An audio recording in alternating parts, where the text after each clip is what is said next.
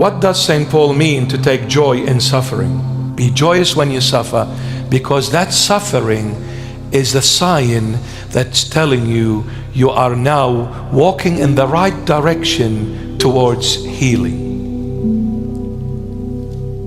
Towards healing. Another, I want to take it from a different angle, this suffering.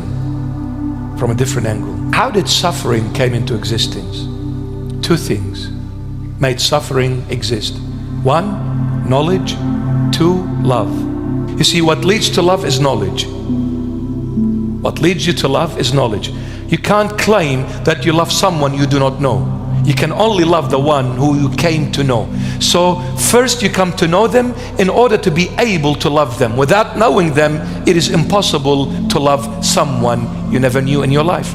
So knowledge leads you to love. I met this person for the first time in my life, and I came to know them by engaging in a conversation. We started talking, and after a day and a week, a month, a year, we came to know each other very well and very intimate, where we started loving one another, and now we are ready to give each other's life to one another in the marital and matrimonial bond. So now that knowledge led me to loving the person. Now the moment you start to know, you start to love. The moment you start to know and love, you start suffering. Because you can only suffer at the hands of the ones you love the most and you know the most. A total stranger tells me off, hasn't even touched me. But a sweetheart that I adore to the core tells me off, shatters me to pieces. I suffer at the hands of the ones I love the most. This is exactly what the Lord Jesus is saying to all of us. Do you know why I died this way? It's a long story. But why the cross? The cross at the time was the most excruciating, agonizing, slow death. It would have taken hours upon hours of unbearable pain, suffering, and agony for the crucified person to eventually give the last breath and die and end that painful, unbearable suffering and pain. The cross was extremely painful to choose to die in this way. The Lord chose the most agonizing, slow, painful death to say one thing to all of us: my love for you is perfect and complete, and my knowledge for you and about you and to you is perfect and complete. Since I know you perfectly, and since I know you perfectly, the day you broke my word was the day you broke my heart. You see, the Lord Jesus' suffering was not the nails and the crown of thorns and the scourgings. Yes, they were painful. However, that kind of a pain will diminish and will cease after a little while.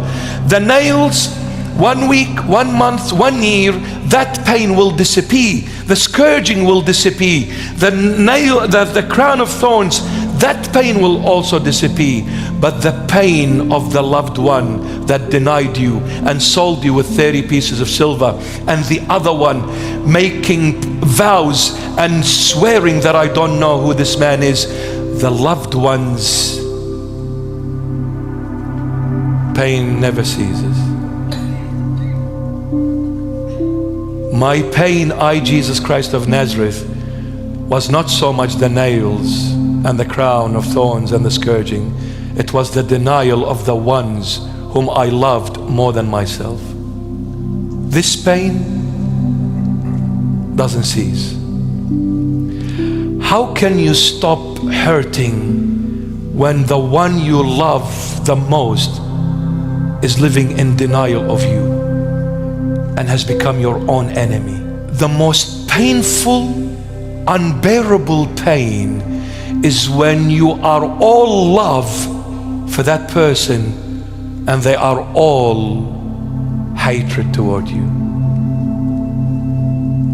You're saying, I love you. Why are you treating me this way? I gave my life for you. Why are you hurting me? I went through sacrifices and endless pains just to raise you up. And now you're coming and talking this way to your dad, to your mom, to whoever that person is. There is nothing more painful when you love and your love is misunderstood and rejected. This pain is unbearable. That's why the Lord is suffering. It's not the nails. It's when I and you and I walk away from Him and go to Satan. That is the suffering of the Lord. He says, my son, you'll never find greater love than the one I revealed to you on the cross. You'll never find anyone loves you more than Jesus Christ of Nazareth. Why are you walking away from me? Why are you denying me? Why don't you want to come to me? Why are you running to Satan and not even walking to Jesus Christ? Now that's very painful. It's painful when the Lord walks in heaven and He sees all these mansions. By the way, every human being has a mansion in heaven. God is fair. Everybody's got a place. In my Father's house are many rooms, meaning everybody's got a room. So when the Lord walks at the end in heaven, He will come to this room and He will see it empty. You know why? Because that person, till the last second of their life on earth, rejected Christ. Christ never gave their place to anyone else. That was meant to be for so-and-so. It will always be for so-and-so because I am dead and he was my child. I'll never give my child's place to anyone else because every single one of you is number one in my eyes. No one is second. No one is third. All of you are one. Therefore, no one will ever take your place. The only one who will take it away from you is you. Is you. When you deny me till the end. When you be stubborn and shut the door in my face and reject me totally. You are the one who is taking that place from your own self. The Lord will walk and He will see some places empty and some places full. But He will say, I did the impossible to bring this child of mine to this place, but he rejected me till the end. Don't let it be too late. My son, my daughter, run to the Lord. Don't ever run away from Him. And if it's for His sake, I to be suffering, then let it be. Because He suffered the ultimate suffering for me. And true love is a two-way street, not a one-way street. A one-way street is a selfish love, therefore it's a fake one. But the true love is both ways.